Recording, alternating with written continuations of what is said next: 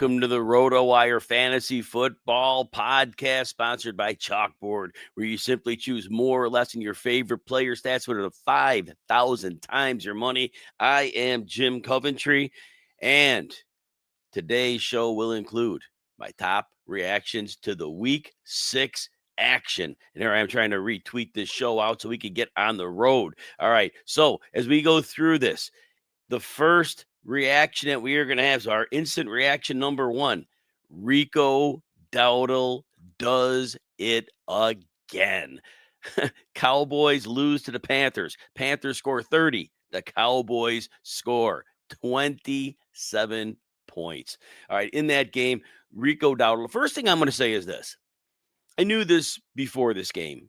The Carolina offensive line has been amazing at run blocking all year long. They lost their guard, their right guard. They lost their center. Today, they were without tackle Taylor Moton. And I'm thinking, well, maybe that's going to. Last week, Miami, terrible pillow soft defense. Today, Dallas, not much better. No shade on Rico Dowdle. 200 scrimmage yards 2 weeks in a row. Dallas has played a lot of games. Nobody's gotten the 200 yards. So Rico Dowdle, hats off to him. And Panthers just kept riding him. And the game was close throughout, so they're never really behind. So Dowdle had more rushing attempts, 30, than Bryce Young had pass attempts, 25, in a shootout. That is pretty darn impressive. Dowdle goes 30 for 183 on the ground, 6 yards a pop. He was their leading receiver, tied for the lead with 4 catches. Easily led the team in receiving yards at 56 and 1 touchdown through the air. What an incredible performance. I had Rico Dowdle right at running back 13. Didn't see the need to rank him any higher. You're automatically starting him there, so it didn't really matter what number he was ranked at. But you knew he'd have a good game because it's just been last week we saw it, this week we saw it, that offensive line, the offense works. Rico Dowdle is a very good player. He was last year. Rico Dowdle had 6 in his last 8 games. He had over 100 yards for Dallas. So the thing that really frustrated me is the Panthers' lack of vision here, though. Ted McMillan had 100-yard game like week 2, I think. And they had a real opportunity here. They had an opportunity to really jumpstart Ted McMillan. The Dallas pass rush, not great. The Dallas secondary, really not great. Ted McMillan could have had a monstrous game. They threw him 5 targets, 3 catches, 29 yards. 2 of those 3 catches were touchdowns, open touchdowns, both of them. The touchdowns were nice. For fantasy, you love it. But I really think the Panthers missed an opportunity. Yes, it was Rico Dowdle's not their future. He's a $3 million contract guy. They paid Chuba Hubbard for years. But Ted McMillan's the guy. They got to get Bryce Young and Ted McMillan together, a high level of confidence. They're not winning the league. They're 3-3 now. That's great. I mean, they're happy about it, but they're not going to the playoffs. But that was a missed opportunity. Again, props to Dowdle. Tommy Tremble, 4 for 39, their second leading receiver, had more catches, had more yards than Ted McMillan. Jimmy Horn had 2 targets in this one, 2 for 36. All said, good game by the Panthers. Did what they needed to do to win. Defensively, did enough. Did enough against a great Dak Prescott. Prescott's playing at a high level. That said, go to the Dallas side. For fantasy, you love it. According to passing, we've talked about Dak Prescott all year. Dak Prescott was one of our targets in drafts. We got him in every draft we could. We said pound, the draft room, go for him. And again, no CeeDee Lamb 3rd week in a row. Dak still gets it done. And he's getting Lamb back soon. Possible Lamb plays next week. But Dak, 261 and 3 touchdowns. That was an incredible performance. Yeah, he wasn't playing a great defense. Definitely going to say that. In Carolina, but he got it done. Style points mean nothing. It's what you produce, right? And receiver-wise, George Pickens. Wow. George Pickens did some really, really, really nice things again. Jumping over players in the open field. 11 targets. No other Cowboy had more than 6. Oh, no, Javonte had 8. Javonte had 8 out of the backfield. Only caught 5 for 5. But let's back to Pickens. Pickens just continuing to put up explosive plays. 9 for 168 and a touchdown, 45-yard catch in there. Now, CeeDee Lamb will certainly be back. Pickens is going to see a little downtick in targets. But don't think that this is going to be the end of George Pickens, because CeeDee Lamb is back healthy. We are going to see both of these players erupt, because Dak is playing at that level, and the offensive line will start to get healthier, and the timing will work out real nice on this. But like I said, we invested in George Pickens as well. We definitely said go after him, and definitely a player that you want to see. Bad news. I'm going to get off this for a second. Fred Warner, broken and dislocated ankle, done for the year. We're going to talk about the 49ers later. Horrible news. Fred Warner, what a superstar. Feel horrible for him. But let's go back to this game. Jake Ferguson, if you started him, you got a touchdown. Only 3 targets, 3 for 33 and a touchdown. Schoonmaker got 2 targets. Spanford got 1. So Spanford and Schoonmaker, for some reason, got as many targets as Ferguson. That's weird. It's weird. Flinoy got 6 targets, 3 for 30. Some people started him. There's no reason to think you couldn't get him in a lineup this week after he blew up for was it a hundo last week? But that said, it's going to happen sometimes with Pickens going off in a shootout game. You'd have expected more. The player that was a little disappointing, Javonte Williams, it was going to happen. Market correction, right? I think that's how we have to view these sometimes. There was nothing troubling about the matchup at all. Javonte should, in theory, have had a really good game. 13 carries, 29 yards. He was going like 5 yards a pop consistently. And here you go, a little over 2. It's just one of those games. He caught 5 passes for 5 yards. I said that earlier. So if you play him in a PPR, you got like 8.4. Certainly not what you wanted, but it wasn't like you got a 0. So there's definitely that, right?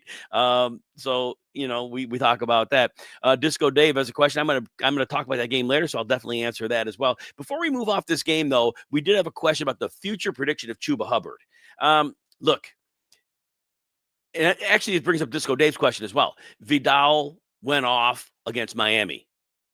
The scrimmage yards, I'll tell you in a second. Scrimmage yards for Kimani Vidal, 124 on 18 carries, and he also had 14. So Kimani Vidal has 138 yards against Miami.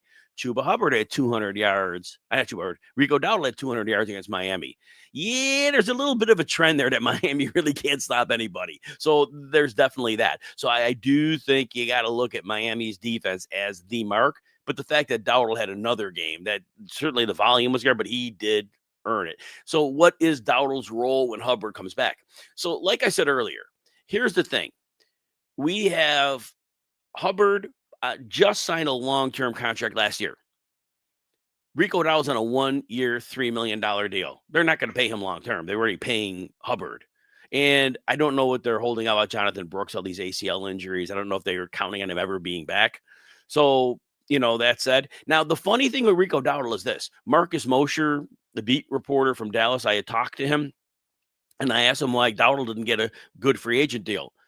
Apparently, there is a low-grade neck issue, and that was why teams wouldn't commit money or a longer contract to him. So if that is the truth, Mosher knows what he's talking about, so I'm not going to say he does, because I believe he's right. Because why would Dowdle, after 600-yard games on the stretch, have a cold market? And that might make sense for that. But their role when they come back, I mean, Hubbard's paid to be their lead guy. He has not been bad. Now, if his calf injury is 100%, they probably wait to bring him back. I'll say that for sure. And I also will say that Dowdle has to get some work. Maybe 60-40 Hubbard. I don't think Hubbard played badly where they'll say you lost your job. I think they realized they had 2 cupcake opponents here too. So for fantasy, I think, when Hubbard gets back, the first week you start Dowdle and see how it goes, and then just kind of, take the course from there. It's a great question. All right. We elevate your game with the ultimate sports contest, Mega Sports Progressive. Dive into a world of excitement with 3 progressive jackpots and a chance to win big every week and every month. We're rewarding 1,500 lucky winners, distributing over $50,000 in monthly prizes. All you do is answer 15 daily sports props. Add up your correct responses for the week's cash prizes and tally the week's totals for huge monthly cash rewards. Mega Sports Pro makes it fun and easy to join. This is a thrilling opportunity to be part of our growing community of sports enthusiasts. You sign up today and unlock a chance to win big every day, every week, and every month. Sign up is free, no commitments, no credit cards. Your first 9 days of play are free. Visit megasportspro.com today. Instant reaction number 2. Sam Darnold outduels Trevor Lawrence. Seahawks 20 on the road. Jaguars 12. Very interesting game here as well. Trevor Lawrence is, if you started for fantasy, the numbers weren't terrible. 258 and 2 touchdowns, ran for 9 yards. So what did he get you? About 13 to 12, about 13 to 21, 22 points. It's an okay game. It's not bad. You're not going to complain with that. Took 7 sacks. It's the Trevor Lawrence we know and maybe don't love so much. I talk about it all the time. When pressure comes, it's a problem. It's a real problem for him. He doesn't do well under pressure, and he doesn't have an offensive line that's going to keep him clean, especially against Seattle. I said Seattle send simulated pressures, and I said that would be a problem for Lawrence, and yeah, it was. If you were watching the game, you saw Brian Thomas had his big game. First of all, Seattle was down, starting corners, Reek Woolen, Devon Witherspoon, free safety, Julian Love. They were completely shorthanded in the secondary. Give props to Brian Thomas. 8 for 90 and a touchdown. Great game, 10 targets, first big game of the season. So if you were watching the game, you saw that he also had another potential long touchdown. There was a pre-snap penalty on that one. So that really kept Thomas from having a monster day. Now, look, if you invested in Brian Thomas and you went through 5 games, but you weren't happy with any of them, you got your 10 to 12 PPR points and calling it a day, you're either going to say, yes, and you're going to be relieved and say, now we're on to something big, or you might say, you know what? It's probably a time to sell. And I would be in that camp. Now, I'm down on Trevor Lawrence, and that's the whole thing. So if you believe Trevor Lawrence is going to be fixed and become great, and then stick with him. But if you think Trevor Lawrence is going to be this inconsistent quarterback week to week, it's going to go with Brian Thomas the same way. Now, here's the funny thing. Brian Thomas gets 90 yards receiving. The next closest receiver, Parker Washington, with 29 yards.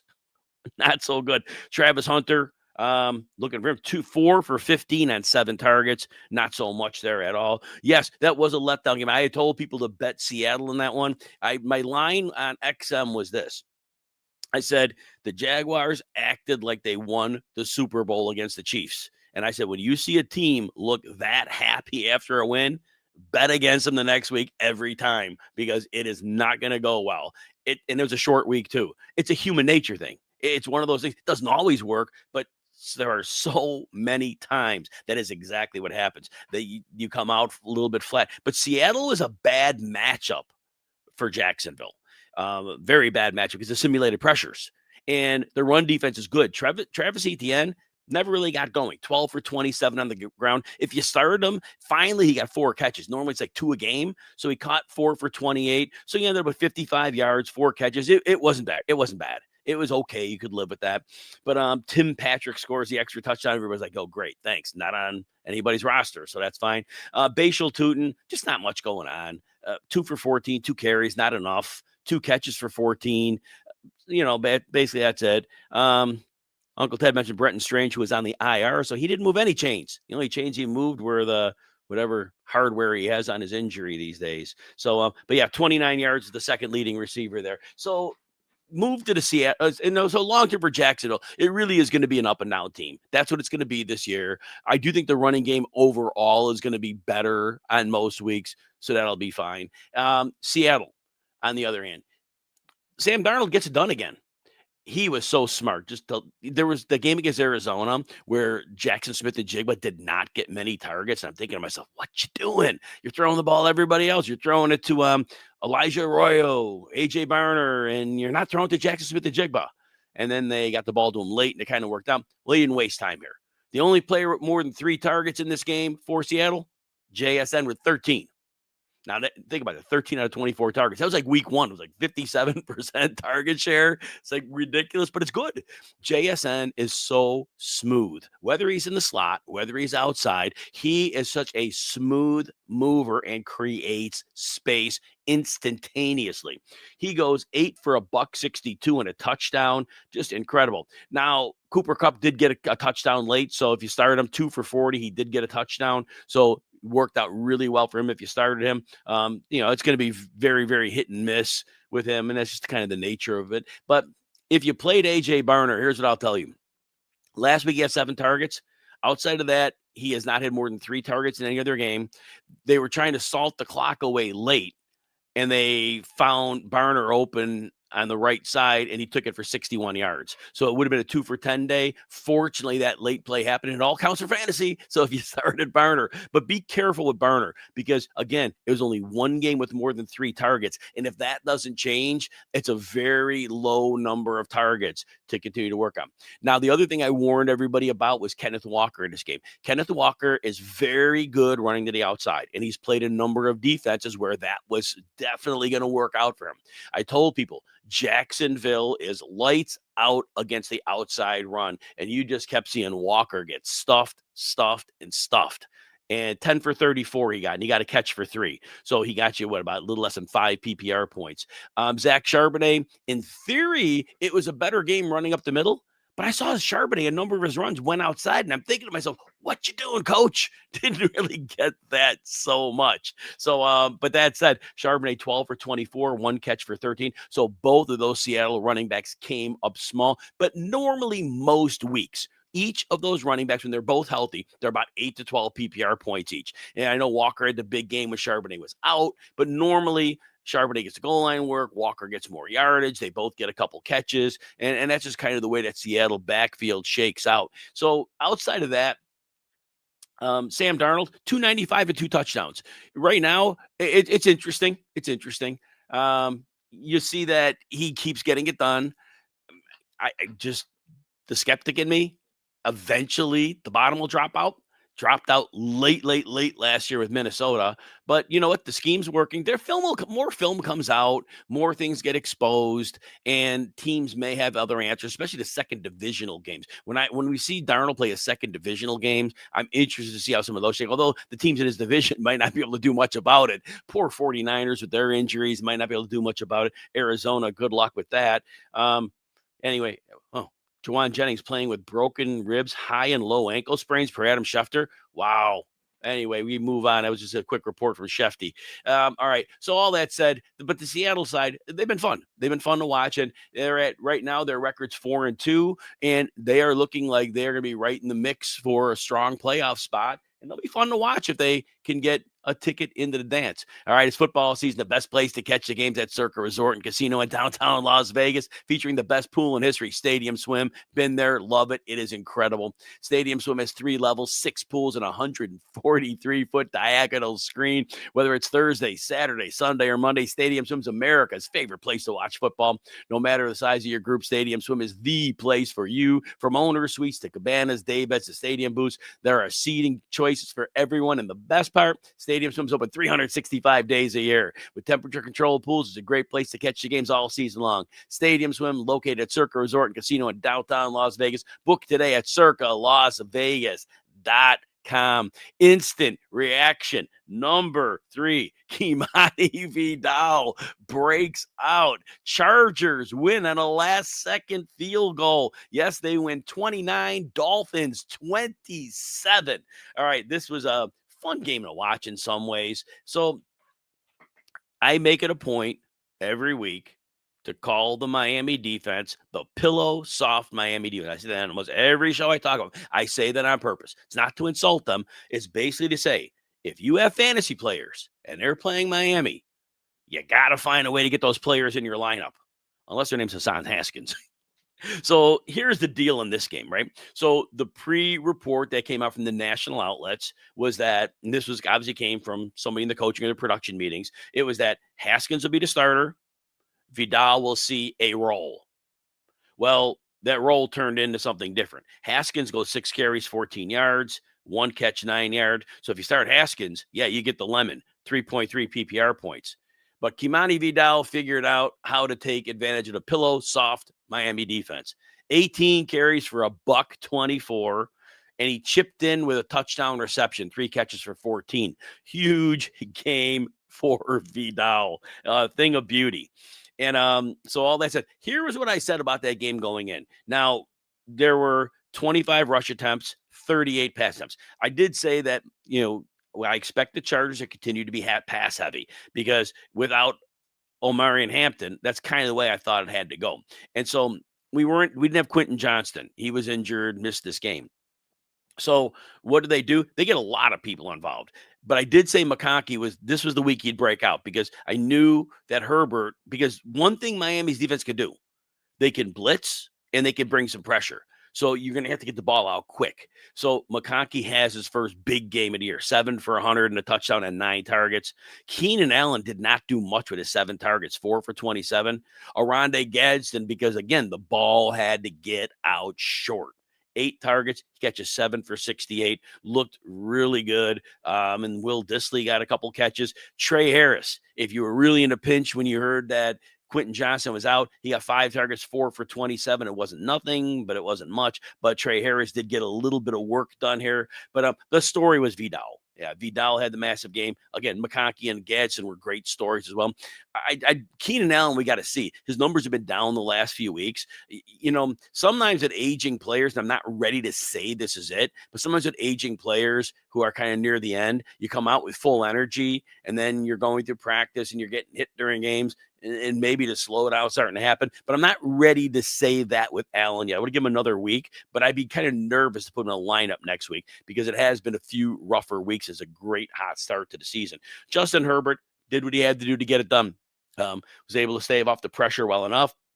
Like I said, he took advantage of the short passing game, made great use of that. 264 and 2 touchdowns, only ran for 2 yards. A lot of people loved his rushing prop in this one, and it made sense. I stayed away from that one. I went with the McConkey receiving prop in that one. Instead, I thought that might have been a better bet. Worked out for me. Many of them hit today. A few of them didn't. But the Miami side. The last 2 interception, I'll give him this. Last one was the game was over. Derwin James picks him up, but the game was over. There was like 5 seconds left, and they were on their own, I don't know, 20 or something like that. So Tua goes 21 to 32, 205, touchdown, 3 picks. Tua is really hard to start in fantasy. With no Tyreek Hill, it really changes the equation. Jalen Waddle had the only strong fantasy performance, 6 for 95. He made a really nice catch off a tipped pass in that game, one that a lot of players might have lost concentration. Hey, he was targeted 8 times, led the team. Achane, of course, Achane gets it done every week, right? 16 for $128 and 2 touchdowns on the ground, chipped in 4 catches for 22 yards. But yeah, Achane, despite that bad offensive line, just completely figures out a way to get it done. I got to rewatch this game again. The early window, it's the toughest for me to see all of them. I didn't see Darren Waller on the field a lot. I saw a lot of Julian Hill. Darren Waller got a late touchdown. So if you started Darren Waller, look, are you excited? He had 2 catches for 12 yards. That part, no, but he scored a touchdown. And if you're going to tell me that your tight end's going to get you 9.2 PPR points, I don't think anybody's saying, man, what a horrible decision that was. He scored in all 3 games he's played. Now, again, I had to rewatch the game, and I got to rewatch the snap counts. And I also want to see if Derwin James was on him, because there was some talk that Derwin James could spend some time on him. And if that's the case, Waller's only 3 weeks back from retirement.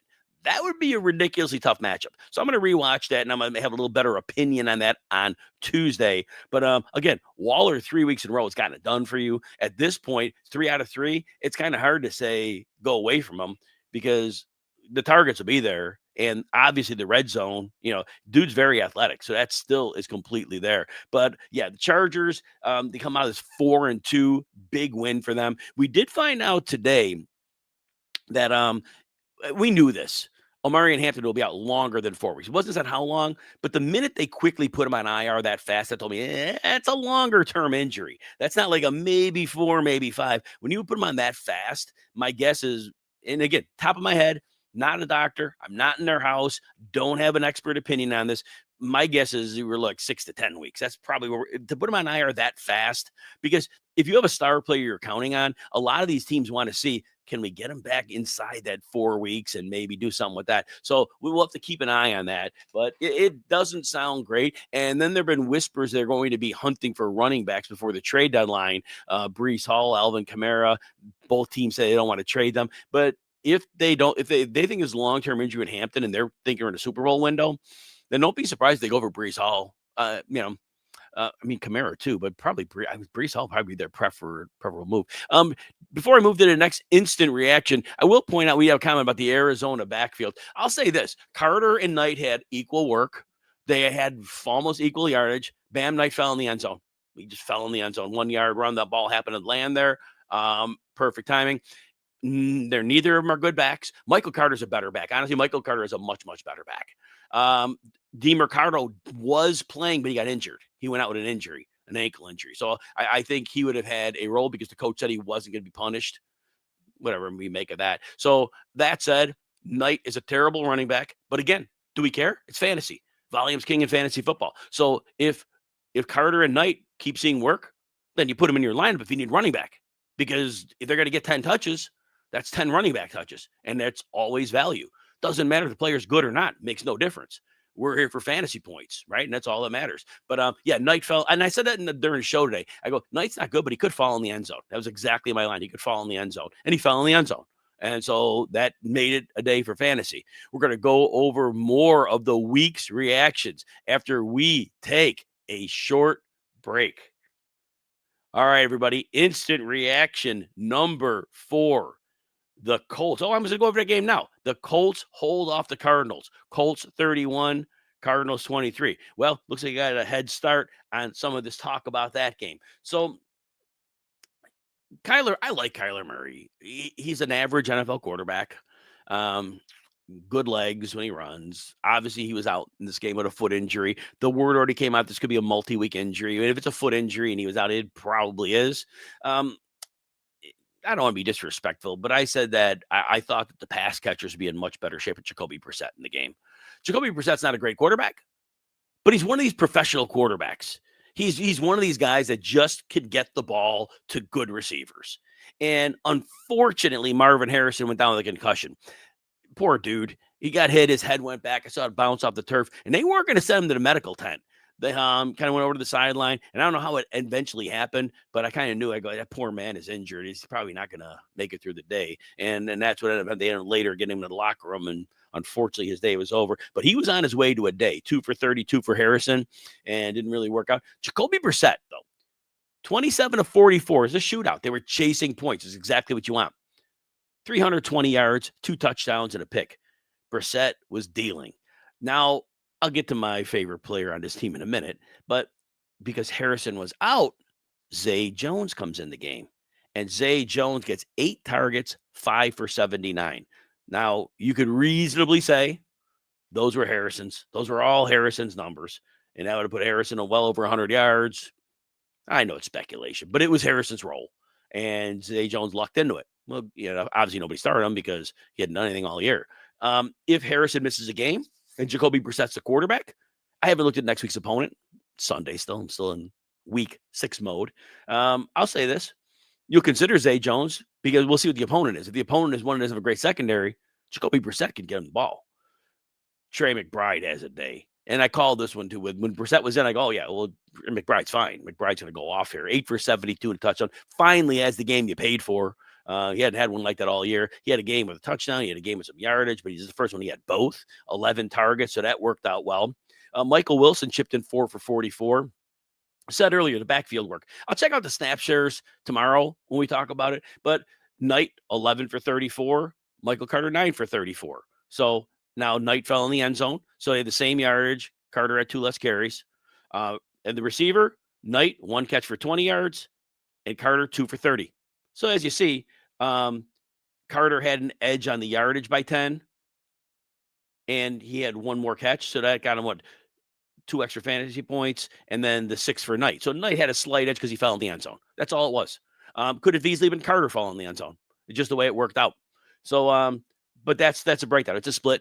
DeMercado out, then it'll remain those 2, and that's it. My pet peeve of the day. I'm so tired of these marginal players having nicknames like Snoop Huntley, Pop Douglas, Bam. Like everybody's got a nickname. Everybody's got a nickname.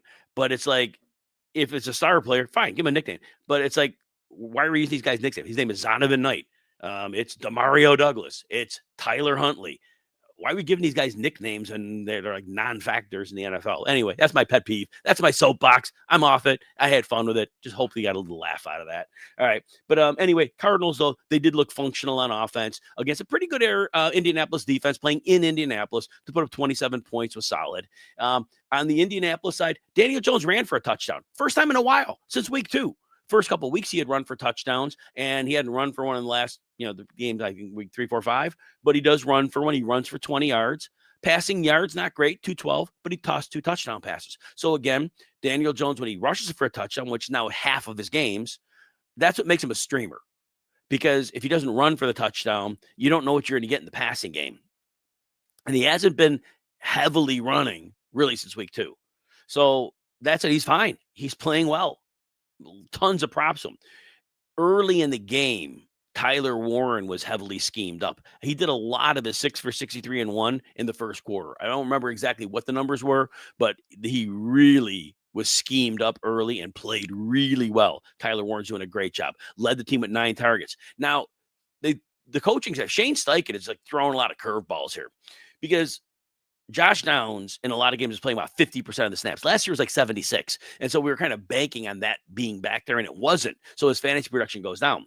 Again, I won't see the snaps till tomorrow, but Downs is second with 7 targets, goes 6 for 42 and a touchdown. And you don't know whether to start this guy because if he's playing half the snaps and he's the 4th option, because Alec Pierce has been playing well. He missed a couple games of concussion, but he had been playing really well. And Pierce goes 2 for 48. So Josh Downs is going to be tricky. So we don't know what to do with him because we don't know what his exact role each week is. It was at the expense of Pittman, who Pittman only had 3 targets in this one. And I didn't think Arizona had a corner that would have made it any difficulty to get Pittman the ball. So it was just one of those games. But Pittman goes 2 for 20 and very disappointing for fantasy. Again, Warren's been great. And of always the story, Jonathan Taylor. Taylor comes in with 123 yards and a touchdown on the ground, his usual greatness. Also through the air, 4 for 14. So he has just been the second round steal of the draft. So there was that.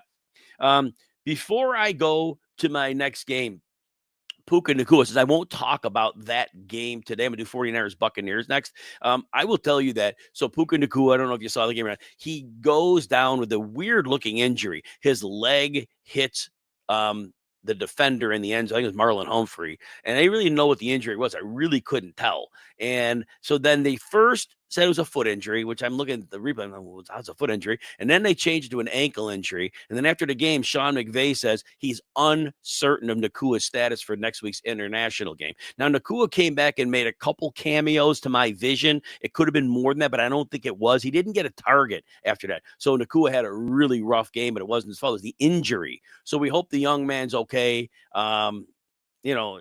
I would hate to see him miss time in such a legendary season, but that's kind of the way it is. But I hope the young man is healthy because he is really good for the game. All right, cash in on more of your NFL picks this season with Chalkboard. Simply choose more or less on your favorite players. That's to win up to 5,000 times your money. For a limited time only, new players get $20 free with no deposit required. Yeah, you heard that right. $20 free on sign up. See why over 1 million fans have already locked in with Chalkboard to turn their sports knowledge into cold, hard cash. Whether you're looking for the perfect slip with alternate lines, using the cash out feature to take your money and run, or hammering the daily promos, today's your chance to win up to $40,000 on a single entry slip. Stop sitting on the sidelines and get into the game with Chalkboard Fantasy Sports, now available in 30 plus states. Download Chalkboard today and use the promo code ROTONFL, ROTONFL, to get $20 free with no deposit required.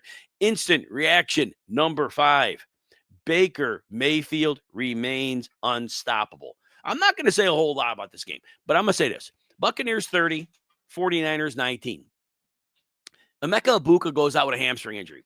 So, no Mike Evans, no Chris Godwin, no Emeka Egbuka, and obviously no Jalen McMillan all till week 9 or so or longer. Baker Mayfield's now top 4 receivers. Again, I know McMillan's been out all year. I get it. What does Mayfield do? The game is hanging in the balance. 3rd and 14. The 49ers send people. 1 or 2 defenders get a good hand or more on Mayfield. Mayfield breaks loose, starts doing this little jitterbug moving, and all of a sudden, Baker Mayfield has 15 yards on 3rd and 14. This is Baker Mayfield. This is who he's become. This is every single week.